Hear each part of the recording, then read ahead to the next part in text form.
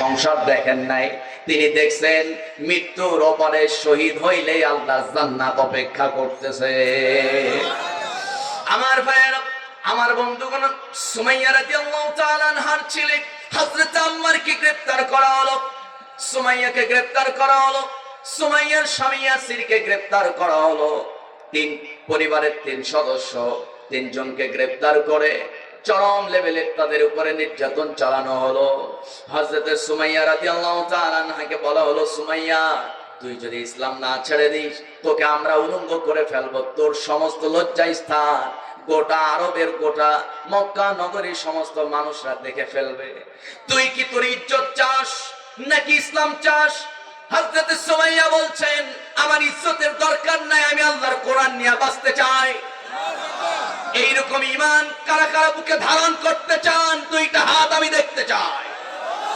নারায়ে তাকবীর। হাত নামান। সম্মানিত ভাইয়েরা, আমার মায়েরা, মাদেরকে বলতে চাই, আপনারা যদি এইরকম ঈমান যদি আপনাদের তৈরি করতে পারেন, আগামীর বাংলাদেশ কোরআনের বাংলাদেশ। অনেকেই স্লোগান দেয় আগামীর বাংলাদেশ গণতন্ত্রের বাংলাদেশ। আগামীর বাংলাদেশ আব্রাহাম লিঙ্কনের গণতন্ত্রের বাংলাদেশ হতে দেওয়া যাবে না। আগামীর বাংলাদেশ আল কোরআনের বাংলাদেশ করতে হবে। ঠিক আছে কিনা? এই মতের পক্ষে থাকবেন, ঈমান থাকবে, থাকবেন না ঈমান চলে যাও। আল্লাহ তাআলা আমাদের ঈমান রক্ষায় আমাদেরকে বুঝ দান করুক, বলি আমিন। রাগ করতেছেন আপনারা? আস্তে বলুন, রাগ করতেছেন? সম্মানিত ভাইয়েরা, আমার নবীর একজন সাহাবী, মহিলা সাহাবী লক্ষ্য করলেন, নবীজি জিহাদের ময়দানে রওনা করেছেন, নবী সামনে নেতৃত্ব দিচ্ছেন জিহাদের ময়দানে। সেই মহিলা সাহাবী শুধু চেষ্টা করতেছেন নবীর সঙ্গে একটা মিনিট কথা বলতে চান। খবর চলে গেল নবীর কানে। নবীজি করলেন কি, সবাইকে সেখানে অবস্থান করতে বললেন, তোমরা একটু দাঁড়াও। ওই মহিলা কি বলে আমি একটু শুনে আসি। মহিলার কাছে গেলেন, দেখেন মহিলার কোলে ছোট্ট একটা শিশু। আমার নবীজি বলছেন, ও মহিলা, তুমি আমাকে ডাকছো কেন? ডাকছো বলো। মহিলা বলছেন, ইয়া রাসূলুল্লাহ, আমার তো জিহাদে যাওয়া মানা, কিন্তু এই জিহাদে আপনি যে অংশগ্রহণ করতেছেন, ইসলামী সমাজ বিনির্মাণে আপনি সামনের সারি থেকে নেতৃত্ব দেবেন, কিন্তু আমার বড় আফসোস হচ্ছে এই জিহাদে আজকে আমি কোনো অবদান রাখতে পারতেছি না, আমার অবদান কোনো কিছু নাই। কিন্তু নবী, আপনার পায়ে 2টা হাত রেখে অনুরোধ করি, দয়া করে আমার কোলের শিশুটা আপনি একটু নেন। আপনি তো সামনে নেতৃত্ব দিবেন, কাফেররা আপনাকে লক্ষ্য করে যখন তীর ছুড়বে, আমার সন্তানটার আগায় ধরবেন, যেন সে তার শরীরে যেন তীরটা বিদ্ধ হয়ে যায়। যখন সে তার শরীরে তীর বিদ্ধ হবে, যখন সে দুনিয়া থেকে বিদায় নেবে, কাল হাসরের ময়দানে আমি শহীদের মা হওয়ার গৌরব অর্জন করব। আর একটু জোরে কোন সুবহানাল্লাহ। আমার ভাইয়েরা, আপনি চাকরি করেন 20,000 টাকার, 1 লাখ টাকার, 50,000 টাকার সুখের সংসার আপনার, দিন শেষে এই সম্পদের হিসাব আল্লাহর কাছে দিতে হবে। আমার বন্ধুগণ, সম্পদ যাই হোক, আপনার সম্পদ যেটাই হোক, আপনার সম্পদের এক অংশ আল্লাহর দ্বীন বিজয়ের জন্য দান করতে হবে, এবং আপনার জান, আপনার শক্তি সামর্থ্য দিয়ে আল্লাহর দ্বীনের পথে অবদান রাখতে হবে।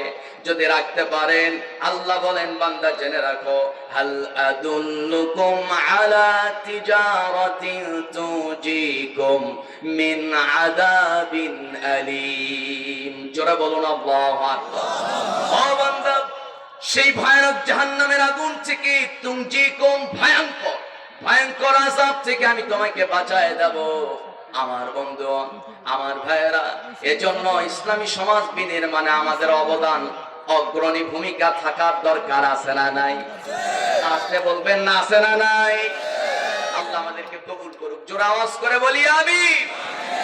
সম্মানিত ভাইয়েরা, আমার বন্ধুগণ, আল্লাহর আইনে শান্তি সুশৃঙ্খল বাংলার জমিনে ফিরে আসবে নাকি আসবে না? কোন সন্দেহ? সামান্য একটা মিসাল দেই।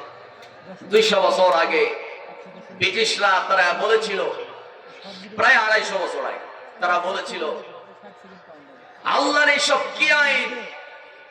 মানুষ চুরি করছে, তার হাত কাটতে হবে কেন?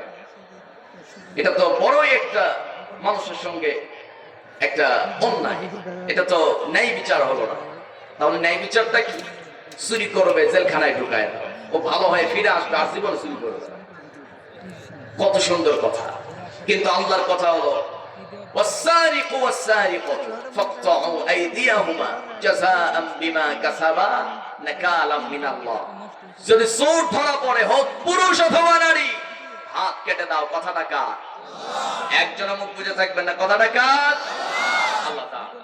আমার ভাইয়েরা, সম্মানিত বন্ধুগণ, কিন্তু আমার দেশে শুধু কোন চোরকে পিটানো হয়? যেই চোর জুতা চুরি করতে ধরা পড়ছে, পকেট মার, মোবাইল চোর, সাইকেল চোর, মোটরসাইকেল চোর, গরু চোর, মানে ছোটখাটো যেগুলা, মানে ছোট চোর, ঠিক আছে। আর যারা বড় বড় হাইব্রিড চোর, বড় বড় কোরআনের পবিত্র তাফসীরের ময়দানে স্টেজে হুজুরের ডান পাশে বসে থাকে, আছে না নাই? তাই বলে আমার ভাইকে আবার বলতেছি না, কিন্তু উনি কিন্তু আলেম মানুষ, আছে না নাই বলেন? এখন তার অতিথি লাগে না, আগে অতিথি না হলে মাহফিল হতো না। সম্মানিত ভাইয়েরা, হাইব্রিড চোরকে আমরা স্টেজে বসায় রাখি, কিন্তু কথা হলো আমরা সেই সব চোর, বড় বড় চোরদেরকে সম্মান করি, আর ছোট চোর পাইলে গণপিটুনি দিয়ে মেরেই ফেলি, আছে না?